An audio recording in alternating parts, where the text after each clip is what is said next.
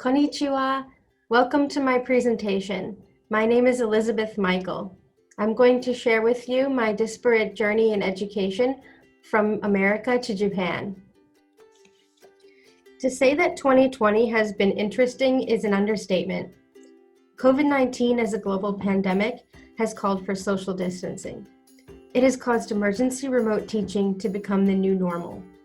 Since the start of the year, I've had to transition to emergency remote teaching in two countries, the USA and Japan.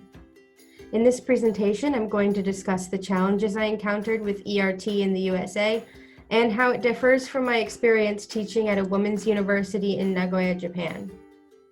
In particular, I will be looking at how socioeconomic differences impacted internet access and the need for enriched technology. Before I discuss my experience of teaching in two uniquely different countries while transitioning to a full emergency remote teaching model, I will break down the timeline of ERT events. January of 2020 found me teaching at a technical high school in Massachusetts. Then come March, I flew to Japan for a teaching assignment. I entered the country just before the severity of the pandemic made the Japanese government shut its borders to Americans.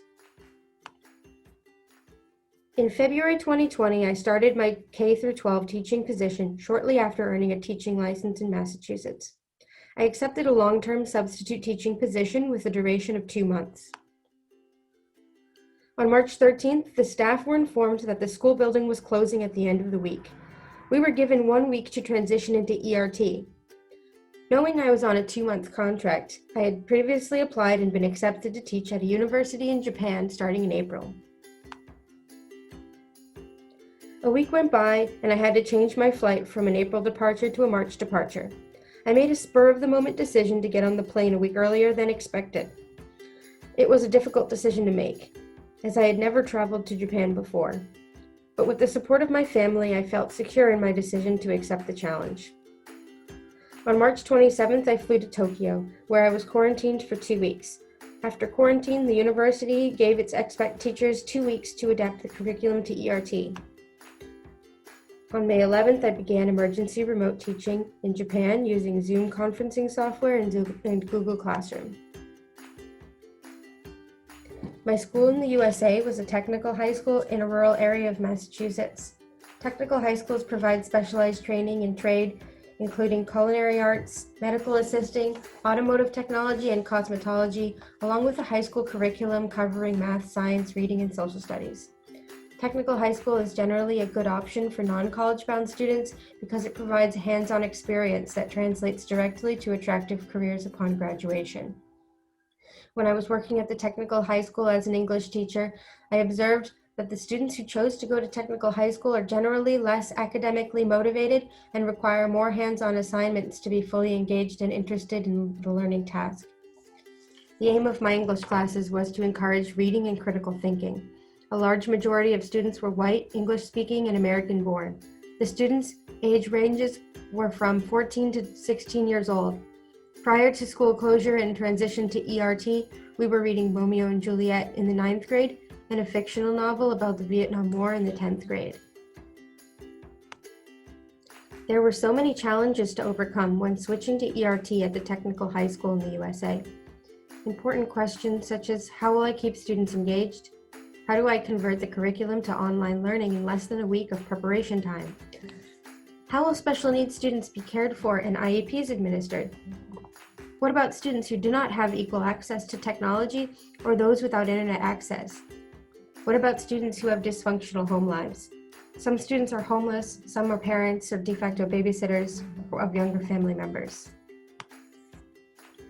According to data from the US Census Bureau, America's vast digital divide, which refers to the gap between those who have easy access to computers and the internet and those who do not, persists due to various demographic factors including income and location. Unsurprisingly, low-income households have the lowest overall connectivity, and people in rural areas were also less likely to use the internet. When I started ERT, the students were already familiar with Google Classroom. We were using it in class. Even then, less than half of the students interacted on the platform after schools closed during the pandemic. The school administration had anticipated that students would have inequitable access to technology. On the last day of school, every student answered a poll to determine whether they would be able to work remotely at home. I was then given a list of students who would have to have assignments mailed to them. Unfortunately, the school was not equipped with enough computers to give every student a laptop. Even if the school did provide laptops, as stated earlier, not every student had a robust internet connection, a few had none. When it came to planning for the first 2 weeks of ERT, I made a joint decision with other teachers in the English department to give students the freedom to complete work on their own time through asynchronous delivery.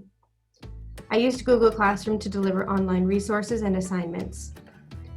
Many students had learning disabilities, which meant that I had to think of unique ways to deliver curriculum. I provided audiobook recordings of each chapter of the book for students with reading disabilities and made it accessible to everyone in the class. Despite the adjustments to the curriculum, attendance was poor. Other teachers in the English department also saw poor attendance in their online classrooms. Due to the challenges with student access to technology, requiring that students attend live Zoom meetings seemed like an impossible feat.